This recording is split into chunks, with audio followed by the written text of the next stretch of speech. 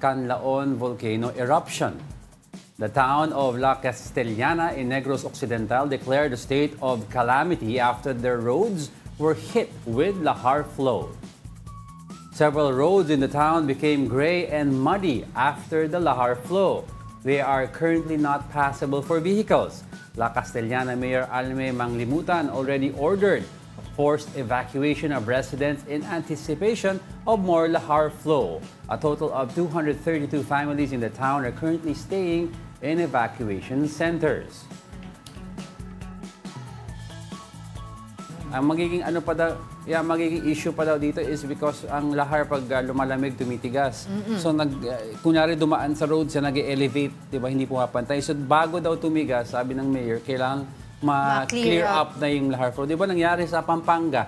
Because of the lahar flow, nag-iba yung daanan, yung mga roads, yung highways sila, nag-iba yung level. They had to build another road on top of the lahar. Tumigas na yung yung area.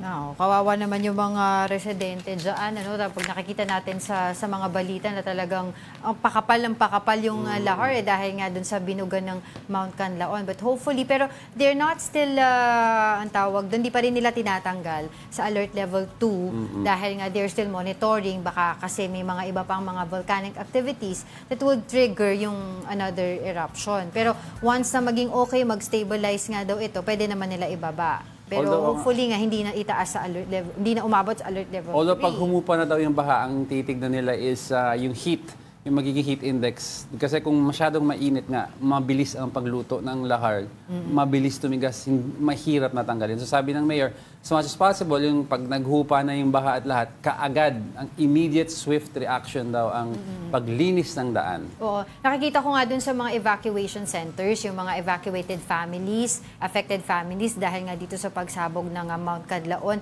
yung mga sumakit yung mata nila, di ba, naglalagay sila ng drops dahil nga din dun sa ashfall na ibinubuga nga nitong Mount Canlaon, and other things na ginagawa nila sa evacuation center right now. And hopefully nga, sabi nila, yung iba gusto na bumalik sa kanilang bahay, and matindi din yung bantay dun sa area sa 4 kilometers permanent danger zone na walang makakapunta doon, 'di ba? Para makaiwas sa mga aksidente doon sa area. But hopefully we can talk to somebody there para mas mabigyan tayo ng update as to what is going on there, 'di ba? Pero kasi nga under state of calamity ngayon ang Negros. Kaya uso ngayon daw dapat ngayon ang face mask sa area na yan eh. Yes. Kasi sulfur acid ang binubugan yan eh.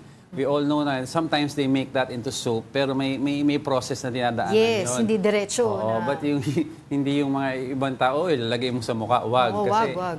Yung taal, alam ko, nagjo-joke ka ng mga tao, meron tayong sabon, di ba? May sabon na tayo sa mga kotse. Hindi po. May process pong pinagdadaanan yan.